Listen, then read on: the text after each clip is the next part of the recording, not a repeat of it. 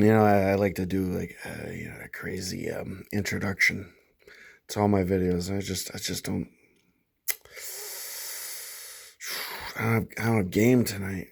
I've tried like three different times, so um, I just I'm just gonna go with subtle. Yeah, subtle. The Mandalorian. Oh my word, boy! Last night's episode was one of the most fun Star Wars things I've ever seen in my entire life. I'm a big Bill Burr fan. I'm sorry if that's kind of a spoiler, but just seeing him in that without revealing any of the plot was just amazing. I had a lot of fun watching that. I just geeked out the whole time. Had a saber in hand through the whole thing. Believe it or not, it was my bellicose. I've kind of fallen in love with that saber.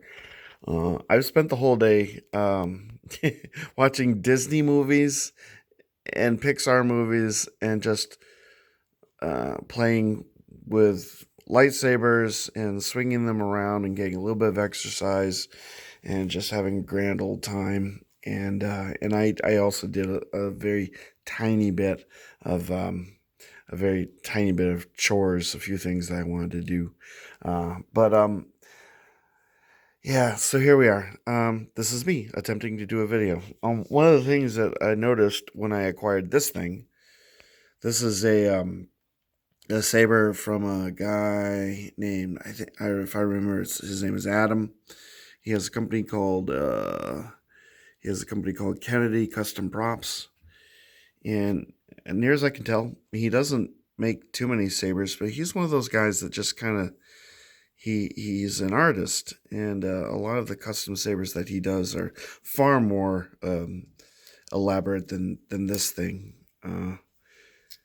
But that being said, if he is so inclined as to produce some custom hilts in the near future, uh, if you're watching Adam, I'm definitely a customer for life. I really like the work that you do.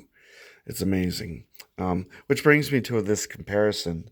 Uh, the first thing I noticed when I got my hands on this hilt when it arrived, other than the petite size of the hilt and the relative small dimension, and the fact of the matter that somehow there's a FX board in here. This is just it's a stunt saber, but it has an FX board, so it has a legit proper board equipped in it. So I mean, anytime that saber is produced, and the hilt has a certain amount of space inside, and then a company like Plector or um, I can't think of any other names right now. I'm thinking like Golden Harvest and the CFX and Crystal Shark, that type of thing.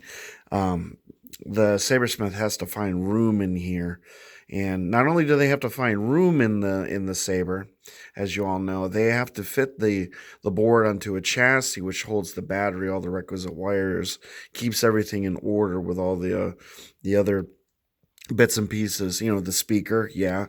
And they have to figure out a way to, get that all into a chassis that's going to fit in here. So it's a ship in the bottle kind of situation. So that's always amazing.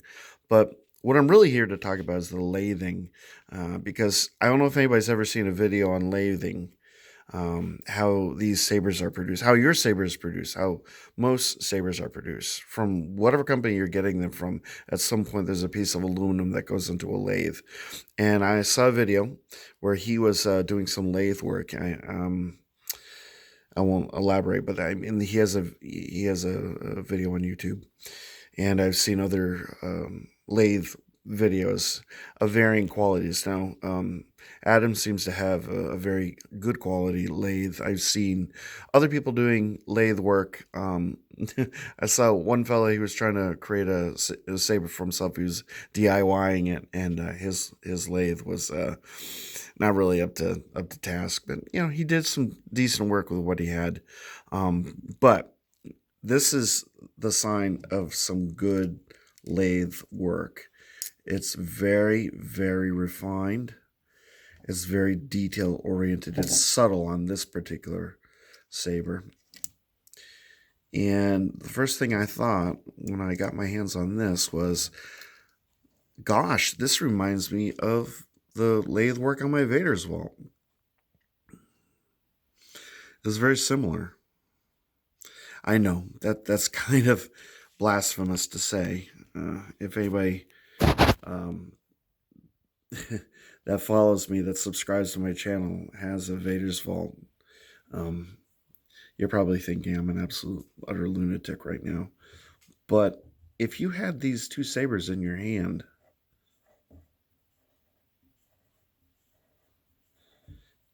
you would really think that it was produced by the same sabersmith. I mean, look at these things. I don't really have much of a point beyond kind of giving a shout out to Adam from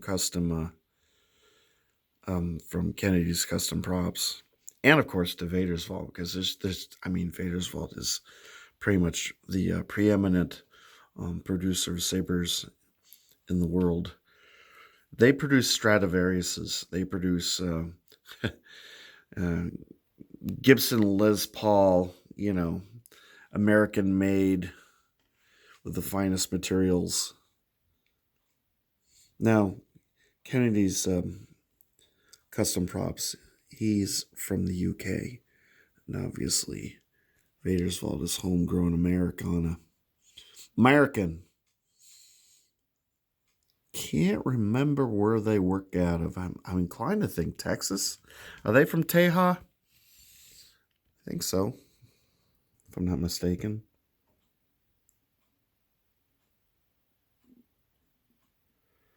Big fan of good quality craftsmanship and lathe work.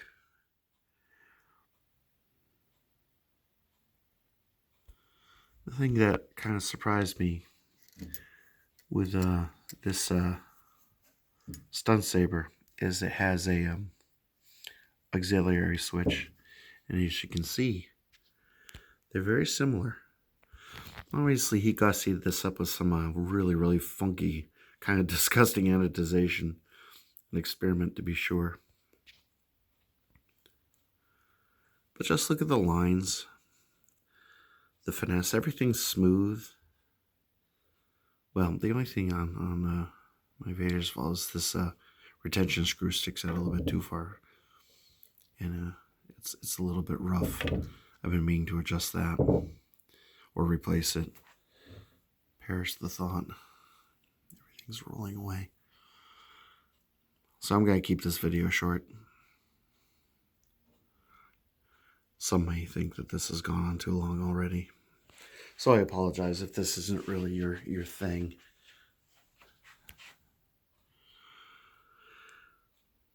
Be kind to me in the comments. Anyway, it's just interesting how, this is, I don't know, this was about $150. Worth every penny, by the way. This is one of the brightest, actually, I will turn these on. And this, of course, my Vader's Vault, I did not pay the full price for it, but what I paid for it was this was an investment. So let's do a blade brightness comparison. You're gonna be kind of amazed, I think. I might be. Sorry. Gotta get. Funny thing is, the Vader's Vault doesn't have a kill key, but the Kennedy's Custom Props does. My Winter's accolade. So let's turn this on.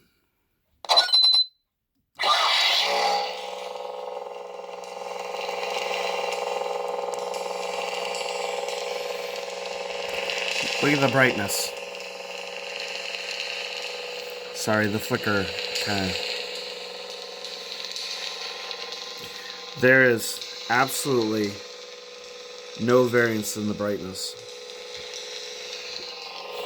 Right where the point where the light leaves the LEDs, believe it or not,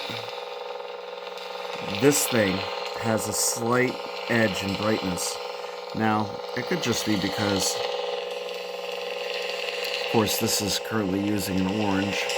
I don't want to change the colors up because this, I, yeah, I'm just not gonna. I don't know what Kennedy's Custom Props uses for an LED in this thing, but this is one of the most beautiful and brightest sabers that I own, and the the power drain on this thing is negligible. I was using this thing pretty much constantly for about a week. I went to charge it. It took maybe 30 minutes to charge it. It was at 95%. I mean, it's just insane. At any rate, yeah, that's pretty much it. That was the point I wanted to make. So if you I don't know, just don't take for granted the amount of work that goes into a saber. I mean, when Saberforge takes a million years to produce a saber, I always try to remember the fact that they're one of the biggest companies in the world, and they probably have thousands of orders all going on simultaneously, and they have to schedule the work that they do, and they have to produce a saber from scratch, just like any sabersmith.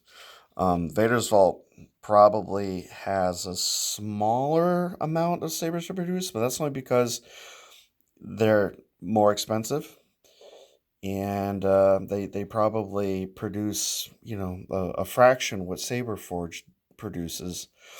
That doesn't shed any light on their quality. It just sort of indicates that what they're producing comes at a premium. You pay for what you get, and you pay a pretty penny, worth every penny, as far as I'm concerned. Now I have a Genesis custom sabers, and I will put them on par with Vaders Vault, and his operation is even smaller. But when my Vector comes, I'm looking forward to putting it up against this Vaders Vault, and yeah, and basically that's the story. So hope you like the video. If you have any questions regarding either of these sabers, please feel free to comment. I definitely enjoy answering the comments when they make sense. Anyway, hope you guys are having a wonderful evening, and hope you enjoyed the video. And I will catch you next time. Peace.